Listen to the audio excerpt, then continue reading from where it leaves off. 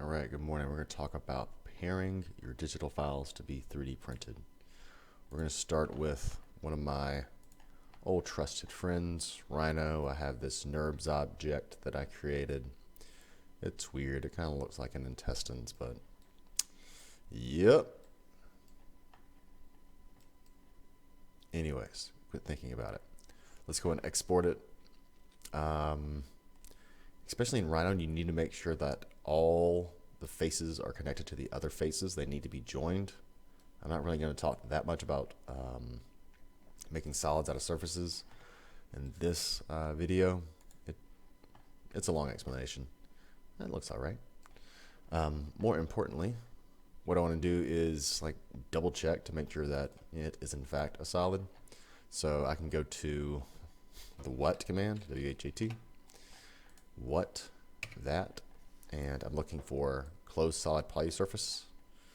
That definitely helps. You don't want non-manifold edges. That's like a self-intersecting surface. Another way to check it is analyze. I haven't done this one on my brain's certain. Tool edges, yeah. Show edges for this object. Enter, and you're doing like a naked edge count, right? I want no naked edges, no non-manifold edges. So if those things are true, then it's a solid. If it's solid, you can print it. To get this guy out, I typically do File, Export Selected. I'm going to export it as an STL file. Virtually all 3D printers can do STL files. We'll name this the weird vase with handle. And I'll throw it on my desktop. Now, a couple of different inputs. I know how to get to this menu in SolidWorks and Rhino. I don't know how to get there in Fusion. Tolerance, it's going to basically mesh this very curvy object out. It's going to be very small meshes, but like how big of a deviation? If you want to be super triangular, I probably wouldn't do it in this menu. I'd probably do it in the mesh menu or the mesh tab in the screen before this. But 0.01 inches should be totally fine. If you want to go for extra detail, you have a highly accurate 3D printer, 0.001 inches. But there we go. Of course, you can preview it. It's going to look incredibly similar at this point. Then I get to choose between binary and a C, a psi, I'm not really sure. Always do binary. Basic reason is go for the one that has less information. All right, we'll export it. Now it's going to sit on my desktop. Where'd I throw you, little guy? Looking for these dudes. Here we go. Weird handle with vase, right? So that's my STL file. What about exporting out of Fusion? Good question. Same thing. You want to make sure this is a solid. One of the benefits of solid modeling programs is, especially in the sculpt, it doesn't let you exit the sculpt unless it's correct. If it's an unknitted or unwelded surface, it's not going to let you out of the surfacing portion of the program. If it's solid, then you're solid. So pretty good to go. Anything else I need to do to this $sign before I export? I don't believe so. So pretty simple. Export. I'm going to change the type to an STL here. It doesn't necessarily give me the ability to input the tolerance data, but I haven't had any problems with printing from Fusion in terms of accuracy. Where I don't want to throw it, I'll throw it to my downloads. Now, because it's going to translate it from a Fusion file to an STL file, it takes a little bit. I went ahead and did that. So export it. Takes a little time. It downloads when it's ready. This guy's sitting in kind of back route to my download folder. There's some dollars there. So now I have both of these on my desktop. Every 3D printer that I know of has its own type of proprietary, customary software, and I find them robust. It knows that printer really well, and not that you can't go with a Fusion and use its CAD/CAM function, but if it comes with the software and it's robust, then use it. I mean, there's like slight fluctuations between each program, but if you know one, you've got a pretty good leg up on knowing them all. So I'm running the Sendo I have a, let's see what type of printer that I have. Come on, a DP200.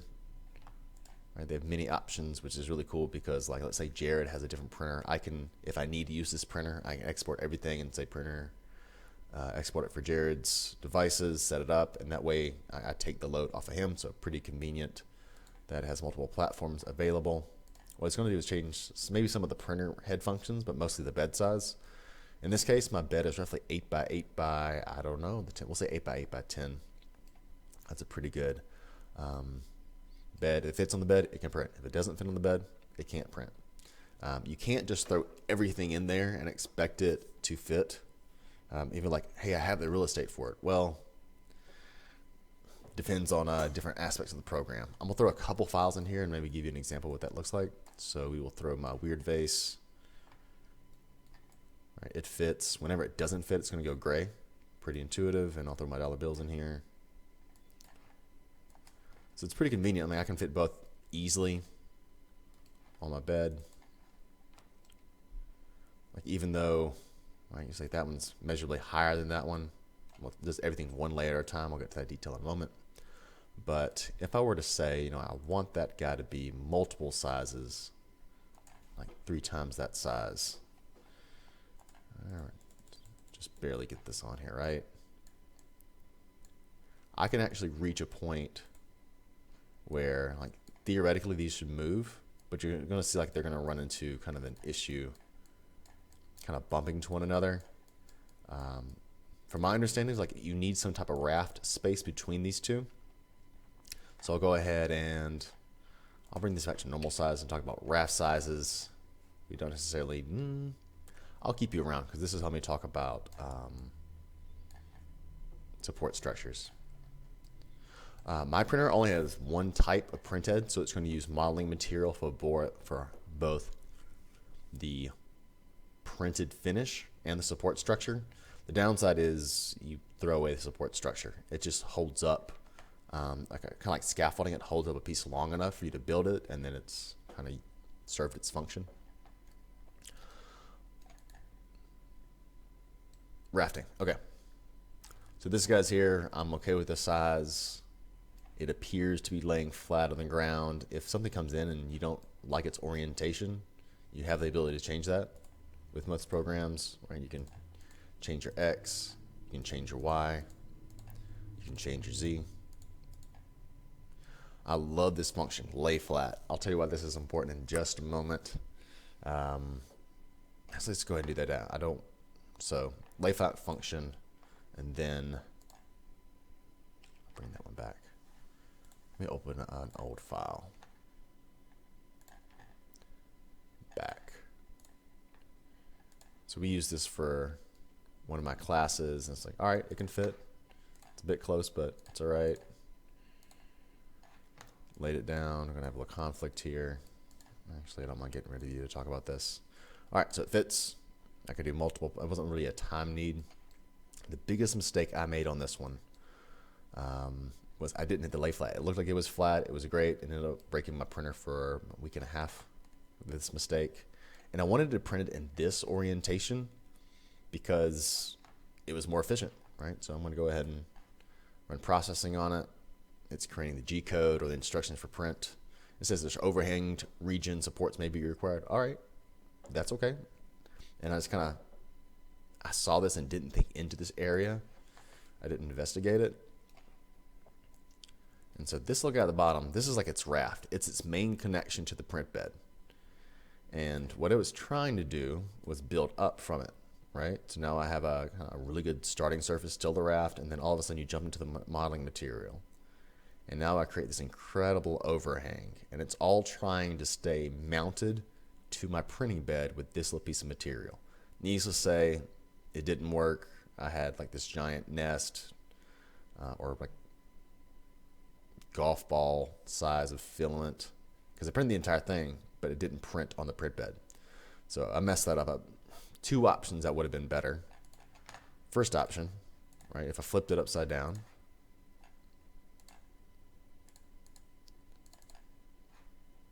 right?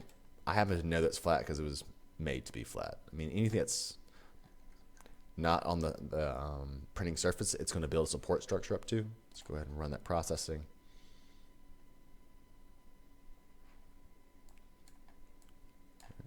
Get above this and we'll look at the support structure. So this is where it's contacting with the bed, rafts, and then it's going to start modeling. That's not going to work very well. It could be okay. What you can do is you can go back and look like, all right, where do I have support structure? And you're looking for a dark blue section. So you see that dark blue underneath that, that semicircle? It means it's going to build this material. That way when it starts reaching over, it has something to rest on. So the plastic filament doesn't just fall to the ground. So there's the extra blue. So this would have printed just fine. That's not what I did. What I should have done, don't need to process it. I'm gonna flip it back over. It's a lay flat button. Because as you can see, overhang, lay flat, now it's laying flat. And when I process it, you'll see all the connectivity that I have now to the print bed. So this printed just fine, but that's what I ran into. And you need to make sure what objects you bring in are as attached to this printing bed as possible. If not, you can get bird's nests when the printer head isn't printing on anything, it's just printing in thin air, just extruding. Doesn't mean it can't happen in other circumstances, but in this case, I messed up my printer from a user error, not its issue.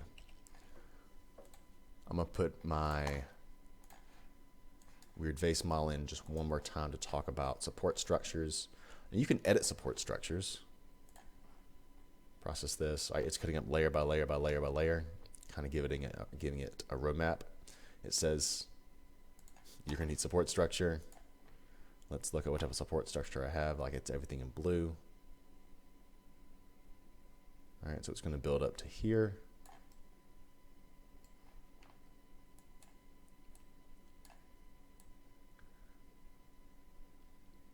Rule of thumb is you can do an overhang as long as it's 45 degrees or greater. Right? If it's really shallow, like that print that I just showed you, it's going to fail. There's nothing to print on top of. It can go off like half a move, which up a move, over move, up a move, over move gives you 45 degrees. It can go up 60 degrees, 7 degrees, 9 degrees is vertical. I do have the ability to edit with this program, like where I don't want support structure. So this would be a bad idea to start editing this out, because is that greater or less than 45 degrees? And I'm pretty sure it's less than 45 degrees.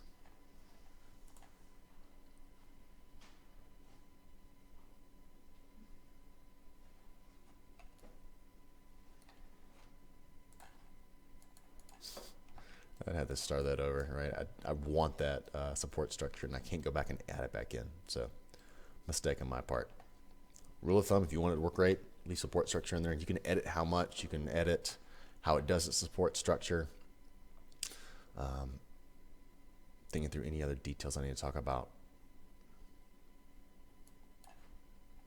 Nothing at this point. I'm going to scale that down just a touch, 0.75. And then bring in my other piece and talk about what's happening on the inside of the model. All right. Let's increase it just a touch, 1.25. All right, and we're gonna work on this piece. There isn't any support structure needed. Right? Everything is built up on the layer below it.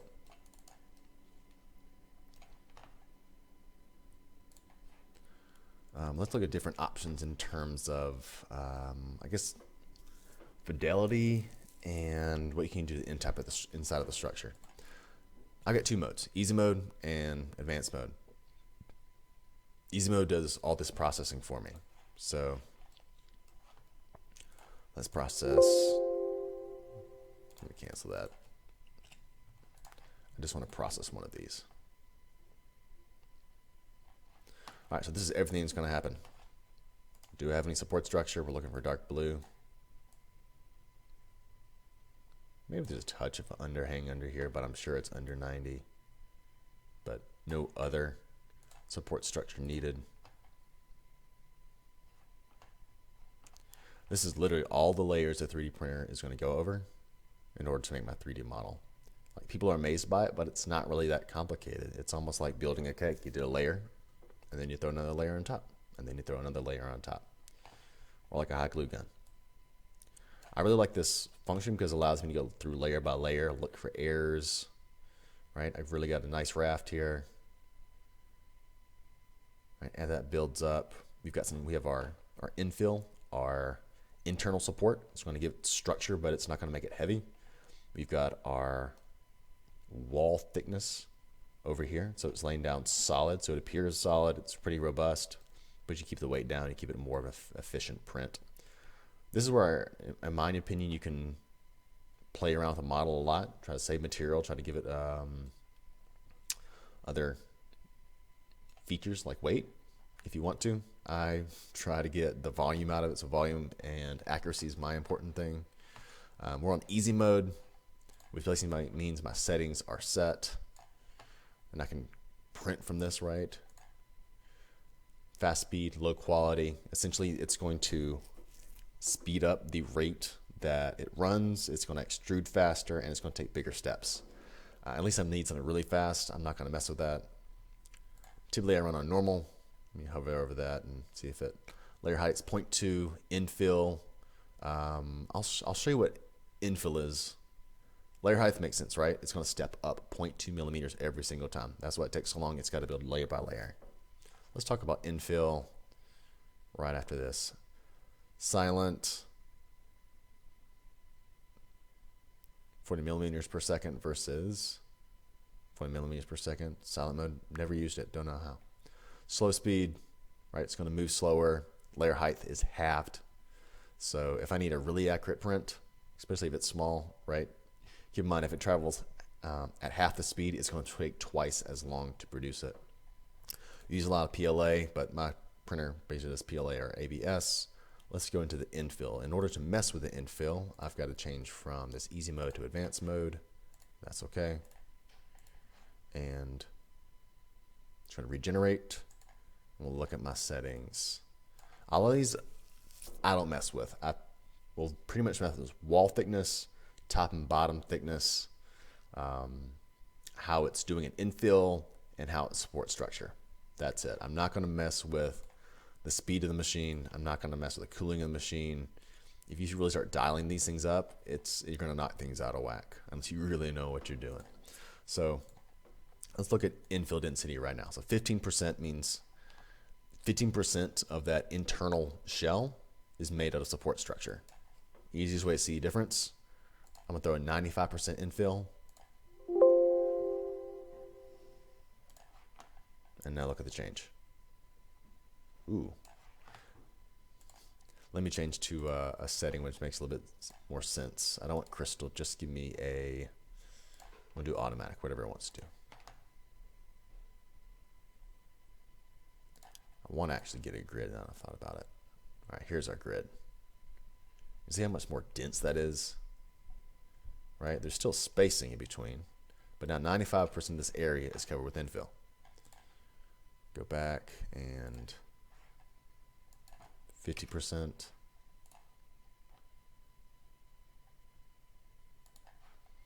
Take a look at it, right? A lot more dense. It's definitely going to add weight, but it also adds structural rigidity. So it depends, like, are you making a functional part that you're going to stress test or put in a piece of hardware? Well, you're going to want some density. Is it a volumetric model and you're trying to show form? Well, you don't need infill as much. Do you want it to float? Don't make it solid. So a couple different considerations to make. Let's look at a few of the other settings. We'll restore that to, I don't know, we'll stick at 25. Is there anything in here I mess with? I can up the wall thicknesses if I so desire, top and bottom thicknesses. I can create those. It gives you the option to kind of have this exposed grid at the top if you want, or the bottom. I haven't messed with it in my time to 3D printing. Infill, now overlap, right? It's at 15%. I'll make sure it's the same thing. Infill density and infill overlap are different. So imagine you're drawing with a marker, right? If I have 50% overlap. It means when I draw this next line with my marker, I'm going to overlap what I just did 50%.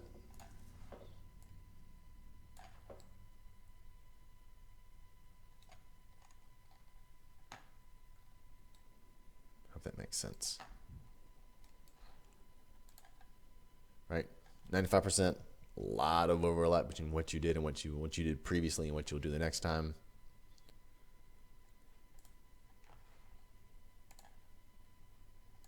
Change it back to 15.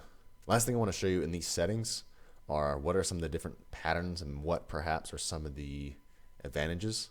So you see grid, very basic. Some people kind of call this honeycomb as well. Line approach. For me, like this is the most efficient.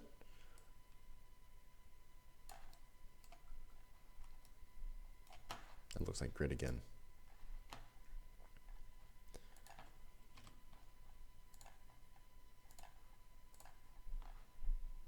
Apply.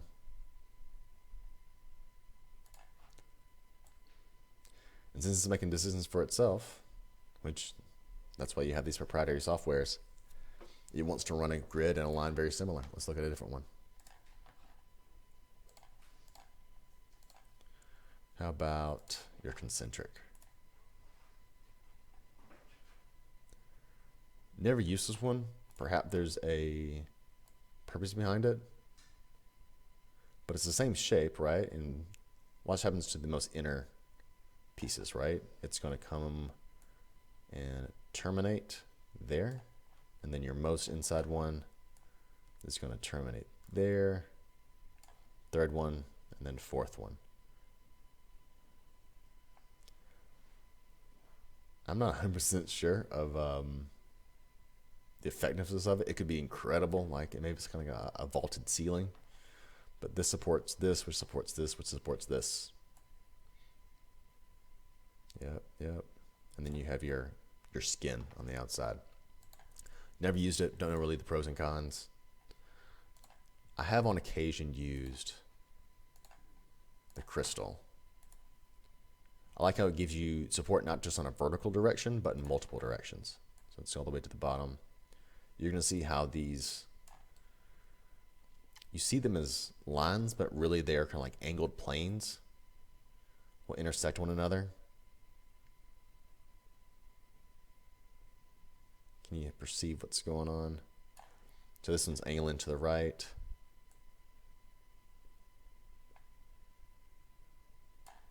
This one's angling close to us, away from us. So you have these different angles and going in different directions, giving like this lattice work of support. Pretty cool, pretty material efficient, gives you strength in multiple directions. And we will look for the last one just for funsies. Crystal 2.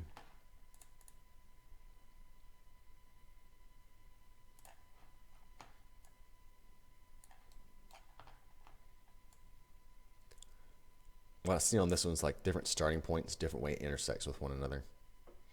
Don't know really pros and cons to it, but sure does look neat. All right, so we have our models. I'm gonna bring the other one back.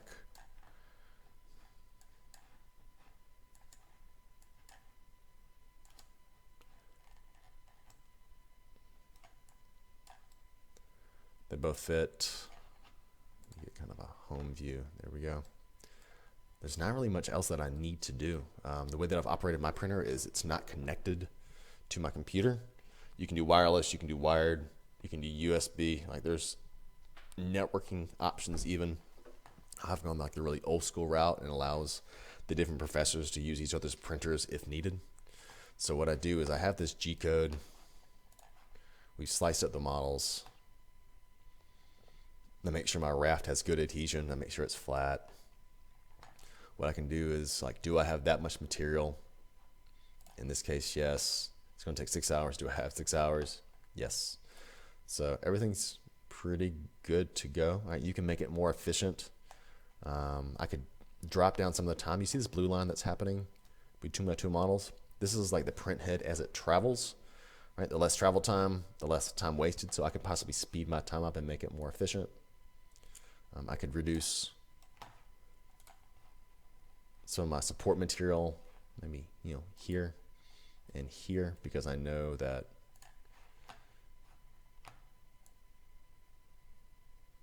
it doesn't, I don't think it needs support. Definitely here needs support, but anything that is below 45 degrees to 0, you're going to need support structure for. If you want to be safe, leave it in there. So everything's all processed, and just send it off to my printer. Be patient. File, save my G code, and I'll throw it on a, not external hard drive, but a USB drive. That's it. You plug it up into your 3D printer, you select the file you want to print, and then it goes. Just because I've been kind of burnt in the past, I'll make sure that the print head gets warmed up, the print base or plate gets warmed up, and I just want to make sure it lays down that raft. After the raft, I have trust in it. It can exist without me, right? I'm not going to watch it for 6 hours, 51 minutes, but I do want to make sure it gets off to a good start. So I trust that's been helpful in getting an understanding of how to get your files from 3D program into a 3D printer.